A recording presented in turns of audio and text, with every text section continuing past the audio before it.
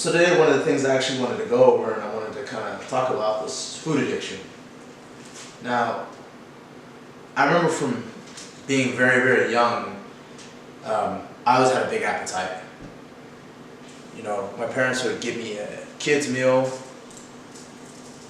and I would always complain that it was never enough. Whatever we're eating, it was just never enough, you know. I don't want to make it seem like we went out too often, but whenever we did, it was never enough to fill me up. And from there on, it kind of just grew to where if it was one plate that would fill up an average adult, I needed a plate and a half or 2 plates. So one thing my parents would do is they would try to watch my portions for me. I would still sneak food. So it wasn't like they weren't trying their best to stop my appetite from growing. You know, I would go out of my way to sneak food, even from a young age. I would wake up at night and sneak into the kitchen so that way I could get my fill, because I just never felt like I was satisfied, even at a young age. Whenever I switched over to eating healthy foods, one of the biggest issues that I ran into was that I would spend a lot of money on all this healthy food and I would try to transition too fast. So what happened was I'd be in the grocery line sitting there to myself like, oh man, I'm going to make a change, it's going to be amazing. And I'd get home and I'd put it away and I just felt so accomplished. And then, you know, I remember the spinach would go bad, or, you know, the apple would go bad, the bananas, whatever I bought, you know, meats, healthy meats that I bought, they would get so bad with frostbite that I'd have to end up throwing it out because I never touched it. It was just an idea that I never turned into reality, is what it really was. I liked the idea of making a change, but I never followed through with turning it into reality. You know, it almost felt like I had a separate side to myself whenever I was eating food, you know. Once I took that first bite of food, it was like there was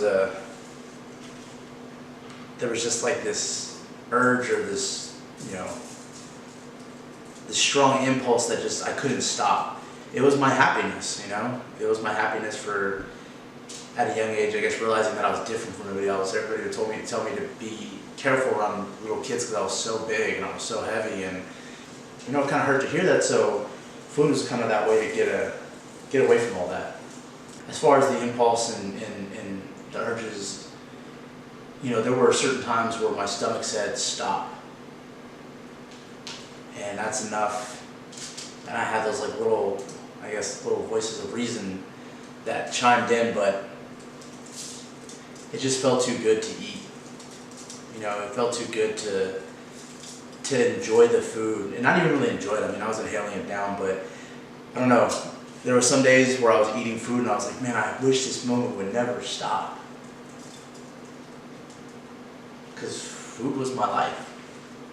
You know, I didn't eat to live, I lived to eat. I think one of the worst times that, you know, can come to mind, you know, to think about how bad it got was whenever my parents were really trying to be strict and really trying to watch my weight, and I would go into hiding food. I'd have my hiding spots. So if I wanted to hide a Twinkie or a Snickers bar or something, I would hide it under the bed, or I'd have a shoebox where I'd hide in the shoebox in the closet, or, you know, towels in a certain cupboard, I would hide it under there and wrap it into the towel. And it never got disturbed, so they would never find out that it was there. And by the time they even found the wrapper in the trash can, I'd already eaten it. You know, and that's just something that I think back and like, man, you know, they were trying to help me, but I needed to help myself. I think one of the worst things that I did for myself, in that it helped me to have this issue for so long, I fooled myself into thinking that food equaled happiness. That food was the escape. It was the escape that I was looking for, and it just made the whole situation that much worse. You know, the first bite that much worse, the hiding the food that much worse. You know, even whenever I moved to Vegas and I had Adam, you know, as a good person to keep me accountable, you know, There were times where I would be trying to sneak food even with him, you know. And it just goes to show that I was trying to get that happiness, no matter what. You know, we had a goal that we were setting out for ourselves, and we wanted to find success in my weight loss.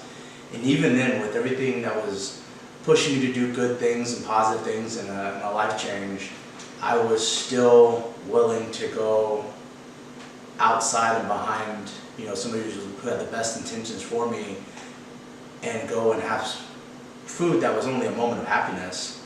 Whenever I stepped on the scale and I saw that the scale was struggling to lose weight, you know, that was more depression setting in. So was it really happiness? No, it was just momentary happiness that I found.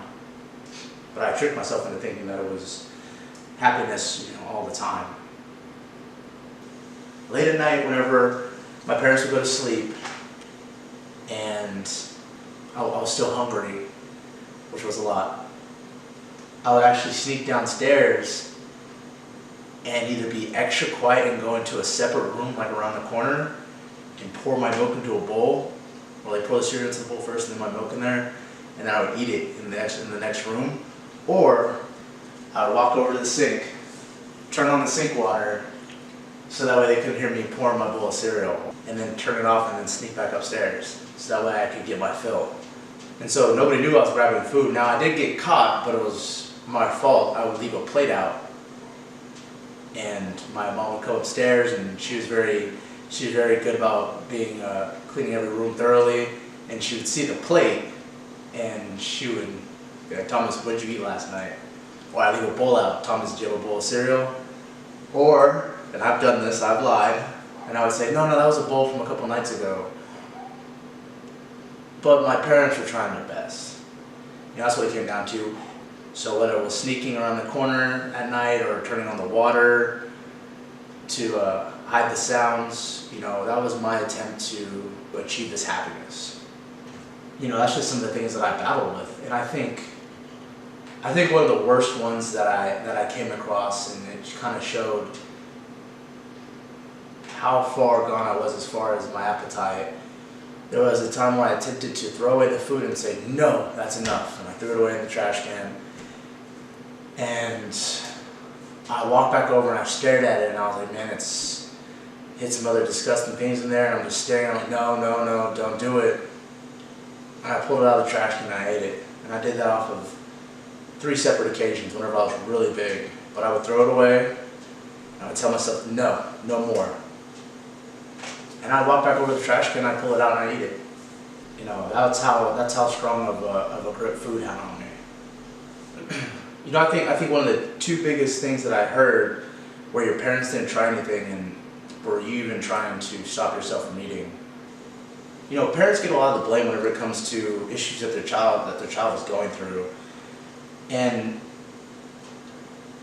you know, from my view and seeing everything that my parents did for me, they were trying their best to help me control my weight by watching the foods that I ate, the portions.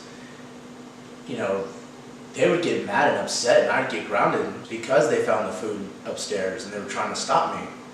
You know, they had all the best intentions. You know, I was heavy from a young age. At the age of 4, I already weighed 100 pounds. You know, so yeah, a parent would be worried. You know, you're feeding both of your children the same thing, and one looks, you know, like skin and bones, and the other one looks heavy like I did. You know, they were trying to feed Samuel a lot more, and they were trying to feed me a lot less, but they were, at the end of the day, they were feeding us the same portions. And it was just our body types, you know, that played a role into that. But as I got older, I sure wasn't helping as I got older. You know, could I have stopped this at a young age by listening to them? Yes. But my parents were doing everything that they could to stop and help the weight issue.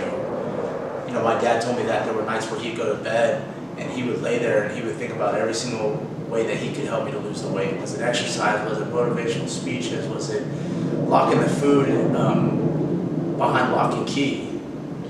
You know, what could he do to help me lose the weight, because he didn't want to see me die at a young age. And this would keep him up at night. He would sit there and lay in his bed right before he went to sleep, and he would think about it. So, no, my parents cared a lot, and they tried their best. You know, I remember having a conversation with Adam, and he opened up to me and he said, you know, it was good that I was eating healthy, and it was good that I was getting the workouts in. I love the gym. You know, I'd be working out 2-3 times a day, even at a heavier size.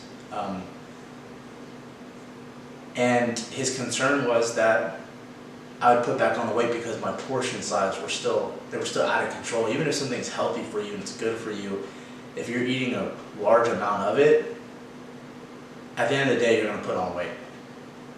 And that was his biggest concern was, you know, we'd hit a roadblock and my appetite wouldn't be under control and I would go backwards instead of forwards.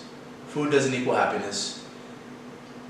You know, food is just a means to help me to, you know, put protein, carbohydrates, and fats in my body. I mean, that's how I mentally break it down now.